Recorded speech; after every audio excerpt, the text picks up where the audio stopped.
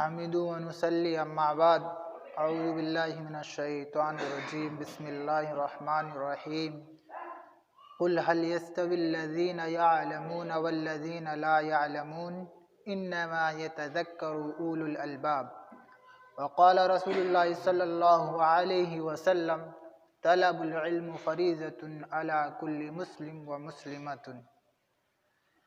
حاضرین، جیسا کہ پچھلی جمعہ کے دن اخلاق کے اوپر کچھ باتیں ہوئی تھی اور اسی میں علم کا بھی معاملہ آیا تھا، یعنی اگر اخلاق کے لیے علم کا ہونا ضروری ہے، اس پہ اتنی لمبی بات نہیں ہو پائی تھی علم کے اوپر، لیکن انشاءاللہ اس نشست میں ہم علم کے اوپر بات کریں گے۔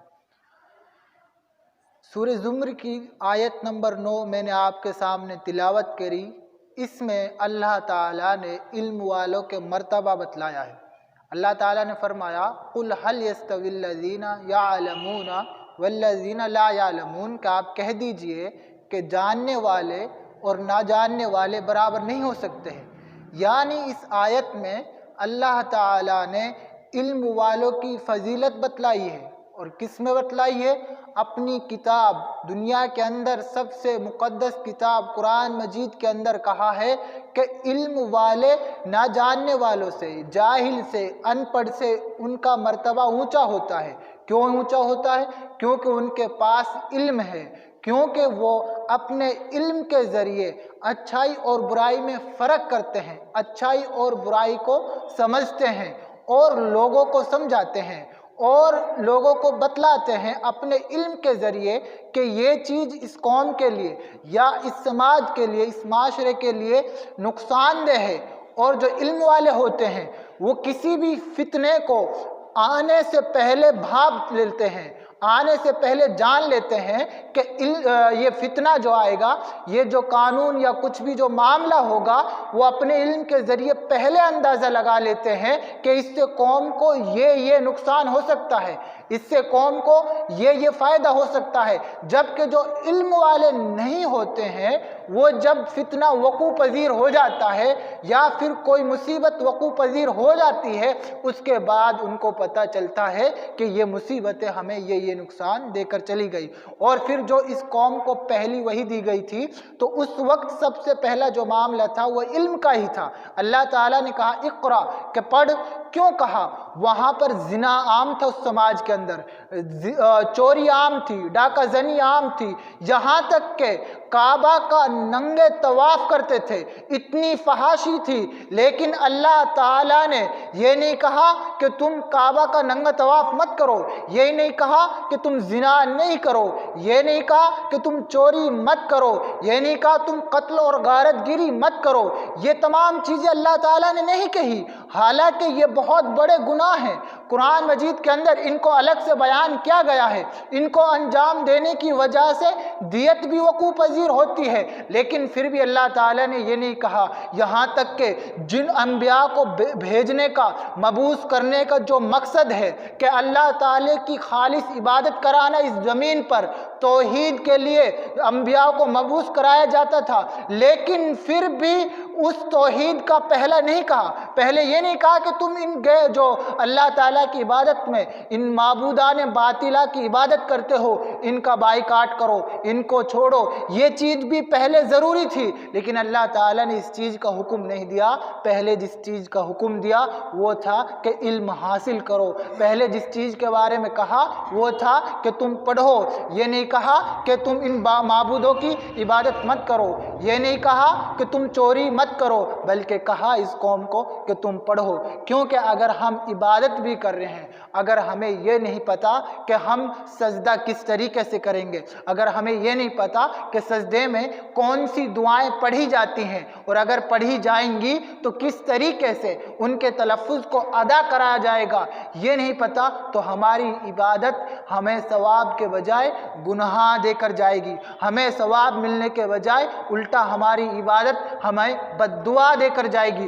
اس لیے اگر ہم نماز پڑھیں گے تو پہلے ہمیں پتہ पता होना चाहिए कि हम रुकू किस तरीके से करेंगे, हम सजदा किस तरीके से करेंगे, हम इस सजदे में कौन सी दुआ पढ़ेंगे, तशहुद में हम क्या पढ़ेंगे। इन चीज़ों का हमें इल्म है तभी हमारी नमाज काबिल और कबूल है। अगर इन चीज़ों का हमें इल्म नहीं है तो हमारी नमाज काबिल और कबूल नहीं है। इसीलिए अल्लाह के रसूल सल्लल्लाहु अलैहि वसल्लम ने फरमाया, तलबुल इल्म फरीज़तुन अला कुल्ली मुस्लिम व मुस्लिमतुन, कि हर मुसलमान पर इल्म का हासिल करना फ़र्ज़ है, चाहे वो मर्द हो या औरत हो। क्या कहा? फ़र्ज़ है। क्यों फ़र्ज़ है? कि हमें इबादत करनी है, हमारे ऊपर अल्लाह ताला की इबादत फ़र्ज़ है, वाजिब है, और हम इबादत उसी वक्त सही तरीके से अंजाम दे सकते हैं जब हमें इबादत के बारे में इल्म होगा, जब हमें नमाज़ों के बारे में पता होगा, जब हमें ये पता होगा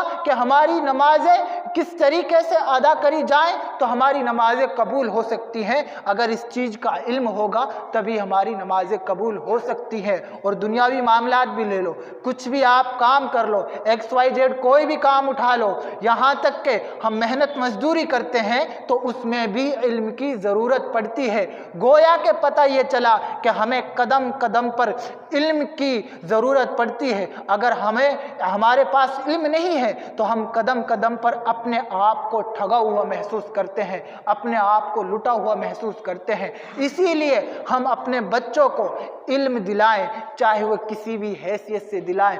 आज अगर हम पीछे हैं दुनिया में तो किस वजह से हैं? सिर्फ और सिर्फ इस वजह से हैं कि हमारे पास इल्म नहीं है, हमारे बच्चों के पास इल्म की दौलत नहीं है, वह इल्म की दौलत से महरूम है, वह इल्म की दौलत से महरूम है। इस वजह से हम पीछे हैं। नहीं, अगर हमारे पास जिस वक्त इल्म आ गया, हमारे बच्चों के पास जिस वक्त इल्म की दौलत मिल गई तो हम भी इस दुनिया में तरक्की याफ्ता कौमों में गिने जाएंगे, हम भी इस दुनिया में तरक्की पजीर कौमों में गिने जाएंगे। तो इसीलिए हमें इल्म हासिल करना है, इसीलिए हमें अपने बच्चों को इल्म की अहमियत समझानी है, उनको इल्म के हुसूल के लिए जद्दोजहद का तरीका बतलाना है, उनको मदरसों की तरफ भेजना है, उनको स्कूलों की तरफ भेजना है। भले ही हमारे पास 2 वक्त की रोटी खाने के लिए नहीं है, वो बच्चे आपको बड़े होने के बाद दोषी नहीं ठहराएंगे, वो बच्चे आपको ये नहीं कहेंगे कि हमने उस वक्त फाका कशी करी थी।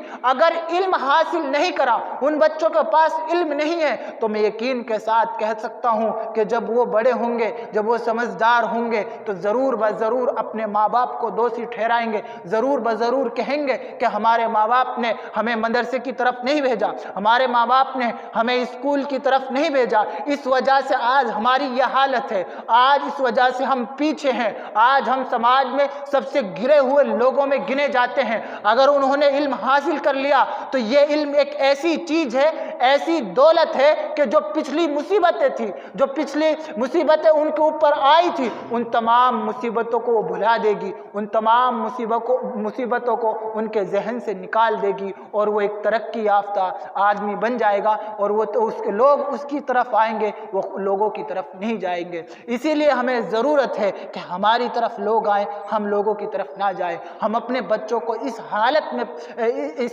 में छोड़े कि लोग उसकी तरफ जाए, वो लोगों की तरफ ना जाए। इसीलिए हमें अपने बच्चों को इल्म की अहमियत समझाना है। और किसी भी कौम की तरक्की के लिए पैसे दौलत नहीं देखे जाते हैं, वहाँ पर यह देखा जाता है कि इस कौम के अंदर तालीम का जो रेशो है, तालीम का जो परसेंटेज है वो कितना है, यहाँ पर लोग कितने पढ़े लिखे हैं, यहाँ पर कितने % लोगों के पास इल्म है। ये नहीं गिना जाता कि यहाँ दौलत कितनी % है, ये नहीं गिना जाता कि यहाँ पर बड़ी बड़ी बिल्डिंगें कितनी हैं। वो बिल्डिंगें भी बनाई जा रही हैं तो हम दूसरों को बुला कर लेकर आ रहे हैं, वो उन बिल्डिंगों को तामीर कर रहे हैं, वो उनके नक्शे बना रहे हैं। और नक्शे से आप लोग बाखूबी वाकिफ़ है कि चंद मिनटों में एक आदमी नक्शा बनाता है और उसका किस तरीके से कितना कितना पैसा ले लेता है। मुझसे ज़्यादा इसके बारे में आप लोग ज़्यादा जानते हैं और आप लोगों को इस चीज़ की अहमियत मालूम है। इसलिए हम अपने बच्चों को इस इल्म की तरफ तवज्जो दिलाएं। आज हमारे बच्चे जो ऐसे ही घूम रहे हैं, इनको इल्म علم کی اہمیت سمجھائیں،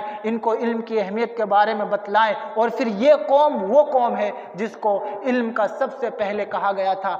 آج یہ حالت ہو گئی ہے کہ آج علم میں جب پرسنٹیج نکالا جاتا ہے تو یہی قوم سب سے پیچھے نظر آتی ہے، یہی قوم سب سے پھسلتی نظر آتی ہے، اور یہ قوم کو لیے سب سے پہلا کلمہ علم کا ہی کہا گیا تھا۔ اور ایسی ایسی برائیاں تھیں، ان برائیوں کا تذکرہ نہیں کرا گیا، ان بے حیائیوں کے بارے میں نہیں کہا گیا، ان فحش کاموں کا چھوڑنے کا حکم نہیں دیا گیا، ان غلط کاموں کو چھوڑنے کا حکم نہیں دیا گیا۔ اگر دیا گیا تو علم کا دیا گیا۔ آخر میں اللہ تعالیٰ سے دعا ہے کہ اللہ تعالیٰ ہمیں کہنے سننے سے زیادہ عمل کرنے کی توفیق دے۔ اللہ تعالیٰ ہمارے بچوں کو زیادہ سے زیادہ علم حاصل کرنے کی توفیق دے۔ آمین۔ وآخر الدعوانا الحمدللہ رب العالمین۔